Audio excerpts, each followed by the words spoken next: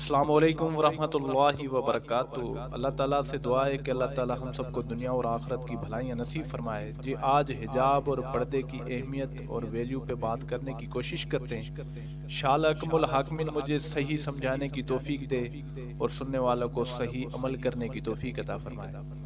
دیکھیں کہ حجاب کی پردے کی اگر ویلیو نہ ہوتی تو اللہ اکم الحاکمین کبھی اپنے عظیم کتاب کے اندر ذکر نہیں فرماتا۔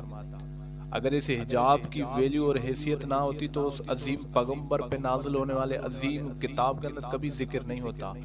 اگر اس عظیم پیغمبر کے اوپر نازل ہونے والے کتاب میں عظیم کتاب کے اندر ذکر ہے اس حجاب کا، اس پردے کا، تو یقیناً اس حجاب کی کوئی ویلیو ہے، اس پردے کی کوئی ویلیو اور حیثیت ہے۔ دیکھیں گے جب اللہ رب العالمین نے یہ پردے کا حکم فرمایا وہ دور فتنوں سے پاک تھا۔ اس دور کے اندر کوئی فتنہ نہیں تھا۔ اس دور کے اندر عورتوں کی، ماؤں، بہنوں، بیٹیوں اور بیویوں کی عزتیں محفوظ ہوا کرتی تھی، پر اس کے باوجود اللہ رب العالمین نے جب یہ قرآن مجید کے اندر حجاب کا ذکر فرمایا، پردے کا ذکر فرمایا، تو اس دور کی عظیم عورتوں نے حجاب کیا۔ نبی علیہ الصلوۃ والسلام کو حکم دیا گیا کہ اے پیغمبر اپنی بیویوں کو کہو حجاب کریں، پردہ کریں، اپنی بیٹیوں کو کہو حجاب کریں، پردہ کریں، اور مومنہ عورتوں کو کہو جو اس دور کی صحابیات تھی کہ اے پیغمبر ان کو کہو کہ حجاب اور پردہ کریں۔ اس پردے کی دیکھیں اتنی بڑی ویلیو، اتنی بڑی حیثیت ہے کہ اللہ رب العالمین کہتا ہے کہ اے پیغمبر آپ اپنی بیویوں کو کہو کہ حجاب کریں، پردہ کریں، آپ اپنی بیٹیوں کو کہو حجاب اور پردہ کریں، آپ مومنہ عورتوں کو کہو کہ حجاب اور پردہ کریں۔ دیکھیں گے یہ دور تو اب فتنوں کا ہے، ہر طرف سے فتنوں کی یلغار ہے، نہ کسی بہن کی عزت محفوظ ہے، نہ کسی ماں کی عزت محفوظ ہے، نہ کسی بیٹی کی عزت محفوظ ہے، نہ کسی بیوی کی عزت محفوظ ہے۔ جب اس دور کے اندر عظیم عورتوں نے پردہ کیا، حجاب کیا، اگر اس پردے کی حیثیت اور ویلیو نہ ہوتی تو کبھی بھی کائنات کی یہ عظیم عورتیں حجاب نہیں کرتی۔ عطا کہ امی عائشہ صدیقہ رضی اللہ تعالیٰ عنہ سے حدیث آتی ہے کہ جب یہ قرآن کے اندر یہ حجاب کی پردے کی آیت نازل ہوئی، مومنہ عورتوں نے، نبی کی بیٹیوں نے، بیویوں نے، مومنہ عورتوں نے یہ نہیں سوچا کہ کل حجاب کا انتظام کریں گی، پردے کا انتظام کریں گی، نہیں، اسی رات، اسی وقت جب قرآن کی یہ آیت نازل ہوئی تو ان عورتوں نے حجاب اور پردے کا انتظام کرنا شروع کیا۔ جب صبح کے ٹائم پہ نماز فجر کے لیے مسجد نبوی میں آئیں تو ساری حجاب اور پردے میں آئیں۔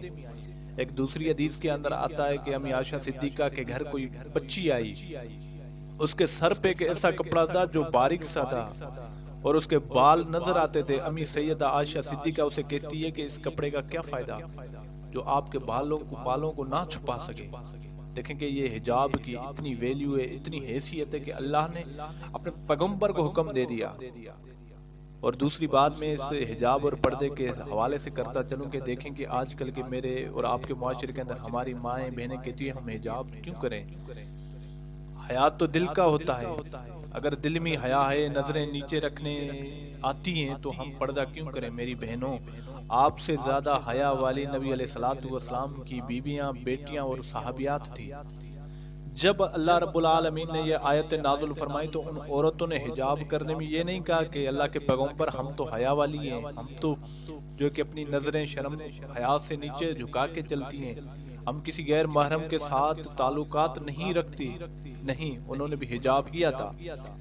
دیکھیں کہ جب وہ عورت حجاب کی ویلیو کو، حیثیت کو سمجھتی تھی تو انہوں نے کیا۔ آج ہم ویلیو نہیں سمجھتے، پھر اپنی عزت کے خود ذمہ وار بن جاتے ہیں۔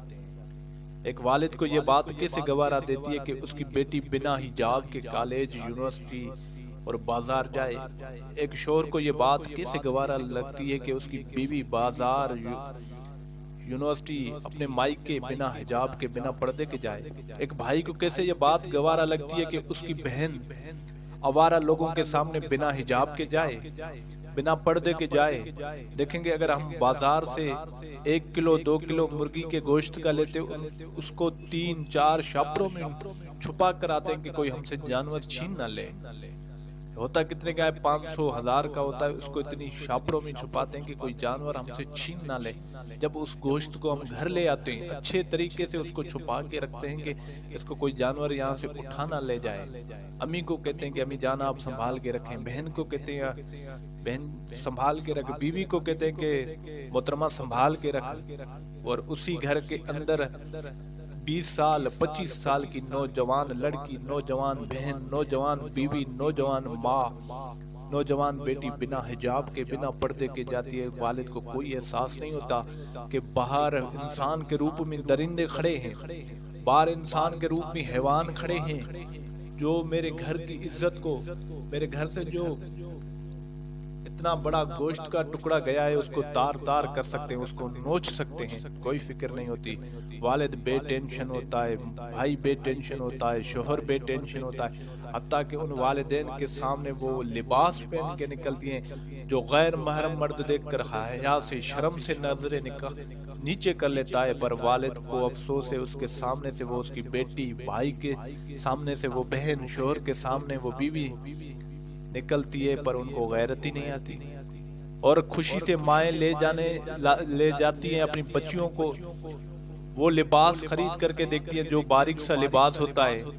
نبی علیہ الصلوۃ والسلام کی حدیث سے آپ نے فرمایا کہ قیامت کی ایک نشانی ہے کہ عورتیں لباس پہننے کے باوجود ننگی ہوں گی۔ آج ان ماؤں پر افسوس ہے، آج ان بھائیوں پر افسوس ہے، آج اس والد پر افسوس ہے، آج اس شوہر پہ افسوس ہے، آج اس بیٹے پہ افسوس ہے جن کے سامنے یہ باریک سا لباس یا ٹائٹ لباس یا جو ہے حجاب اور پردے کے بنا مائیں بہنیں گھومتی ہیں۔ مجھے بتائیں کہ آپ کی حیا مر چکی ہے۔ نبی علیہ الصلوۃ والسلام کی ایک حدیث سے آپ نے فرمایا کہ دیوس کبھی جنت میں نہیں جائے گا۔ صحابہ نے فرمایا کہ اللہ کے رسول صلی اللہ علیہ وسلم دیوس کون ہے؟ آپ نے فرمایا کہ بے غیرت انسان جس کے سامنے اس کی ماں، اس کی بہن، اس کی بیٹی، اس کی بیوی بے حیائی کرے اور وہ خاموش رہے۔ میں کہتا ہوں کہ اگر کوئی بہن، کوئی ماں، کوئی بیٹی، بیوی حجاب نہیں کرتی، پردہ نہیں کرتی اور باریک سا لباس پہنتی ہے یا ٹائٹ لباس پہن کے یونیورسٹی، کالج، بازار جاتی ہے، یہ بے حیائی کا کام کرتی ہے اور والد اور شوہر خاموش رہتے ہیں، بھائی خاموش رہتے ہیں، تو یاد رکھیں یہ جہنم میں جا سکتے ہیں پر جنت میں نہیں جا سکتے۔ خدا را اپنے آپ پہ رحم کھائیں۔ یہ مرد سو چکے ہیں، مردوں کا ایمان مر چکا ہے، مرد دیوس بن چکے ہیں۔ خدا را میری ماؤں بہنوں آپ خود سوچیں، اپنے بارے میں فکر کریں۔ آپ کو اس معاشرے کے اندر ایک ٹیشو پیپر کی طرح سمجھ کر، نوچ کر، آپ سے ہاتھ صاف کر کے آپ کو ڈسٹ بن میں ڈال دیا جائے گا۔ آپ دنیا کے سامنے اس جو فتنوں کا زمانہ ہے، فتنوں کا دور ہے، اس کے اندر آپ کی حیثیت، ویلیو، اس ٹیشو کی حیثیت جیسے ٹیشو سے ہاتھ صاف کر کے ہم ڈسٹ بن میں ڈال دیتے ہیں نا، آپ کی حیثیت آج کے معاشرے کے اندر ان درندے، ان جانور، انسان جو جانور کی انسان کے روپ میں جانور ہیں، ان کے سامنے آپ کی حیثیت یہ ہے۔ اس لیے آج ہمارے معاشرے کے اندر بہنیں روتی ہیں، مائیں اور بیٹیاں روتی ہیں کہ ہمیں کوئی اپنانے والا نہیں ہے۔ یاد رکھیں سب سے بڑی وجہ یہ ہے کہ آپ نے اپنے آپ کو چھپانا چھوڑ دیا، پھر جانوروں نے آپ کو نوچ کر آپ کو جو کہ ڈسٹ بن میں ڈال دیا، پھر آپ کی حیثیت ہیرو سے زیرو بن گئی۔ تو اس لیے یاد رکھیں کہ حجاب میں آپ کی عزت ہے، پردے میں آپ کی عزت ہے، آپ کا شان ہے، آپ کا مقام ہے، آپ کی فضیلت ہے۔ کیونکہ اگر اس کی حیثیت اور ویلیو نہ ہوتی تو کائنات کے رب کی قسم یہ اللہ رب العالمین کبھی اپنے پاکیزہ کلام کے اندر ذکر نہیں فرماتا۔